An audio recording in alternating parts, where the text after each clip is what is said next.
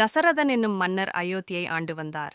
அவருக்கு நீண்ட நாட்களாக குழந்தை இல்லாத காரணத்தால் குழந்தை பாக்கியம் வேண்டி யாகம் செய்தார். யாகத்தின் பிரசாதத்தை தசரதன் தன் 3 மனைவிகளும் கொடுத்தார். சிறிது காலத்தில் மூவருக்கும் குழந்தை பிறக்கிறது. முதல் மனைவியான கௌசல்யாவுக்கு ராமரும், சுமித்திரைக்கு லக்ஷ்மண் மற்றும் சத்ருக்கனும், கைகேயிக்கு பரதனும் பிறக்கின்றனர். நால்வரும் வசிஷ்டரிடம் சீடராக சேர்ந்து பல்வேறு கலைகளை கற்கின்றனர்.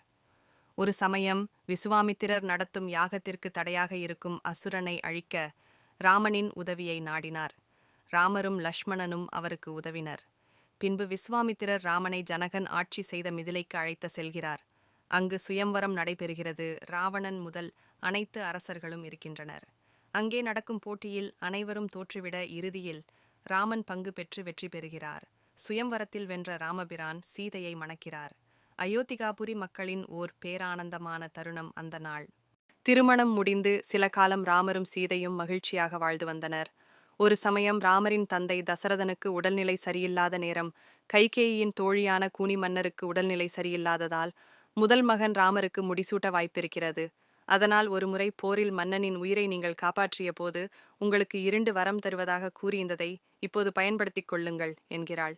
கைகேயியும் மன்னரிடம் தன் மகன் பரதனுக்கு முடிசூட்ட வேண்டும், ராமன் 14 வருடம் வனவாசம் செல்ல வேண்டும் என வரம் கேட்டாள்.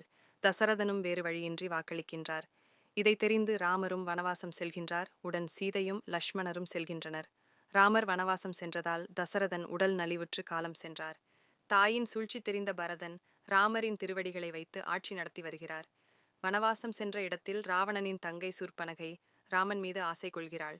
இதனைக் கண்ட லக்ஷ்மண் அவள் மூக்கை வெட்டி துரத்தி விடுகின்றன். இதனை தெரிந்து கொண்ட ராவணன் சினம் கொண்டு ராமனை பழிவாங்க சீதையை கவர்ந்து கொண்டு வந்து அசோகவனத்தில் சிறை வைத்தான். சீதையின் அழகில் மயங்கிய ராவணன் தன்னை மணந்து கொள்ள வேண்டி வற்புறுத்தி வருகிறான். சீதையை தேடித் திறந்த ராமனுக்கு வானர அரசன் சுக்கிரீவனின் நட்பு கிடைக்கிறது. ராமரின் மீது பக்தி கொண்ட அனுமன் சீதையை தேடி இலங்கைக்கு வந்தான். அங்கு அசோகவனத்தில் சீதையை கண்டான். இதை ராமரிடம் தெரிவித்தான். இதை கேட்ட ராமன் வானர சேனைகளுடன் இலங்கைக்கு புறப்பட்டான். இதனை அறிந்த ராவணனின் தம்பி விபீடனன் ராவணனிடம் சீதையை விடுவிக்கும்படி அறிவுறுத்துகிறான். அதனை ராவணன் கேட்காததால் விபீடனன் ராமருடன் வந்து சேருகின்றான். ராமன் ராவணனிடம் போர் தொடுத்து சீதையை மீட்டு திரும்புகிறான். வனவாச காலம் முடியவே அயோத்தி வந்தடைகின்றனர். சீதை தன் உண்மைத்தன்மையை நிரூபிக்க தீக்குழியில் இறங்கி மீண்டு வந்து ராமருடன் வாழ்ந்து வருகிறாள்.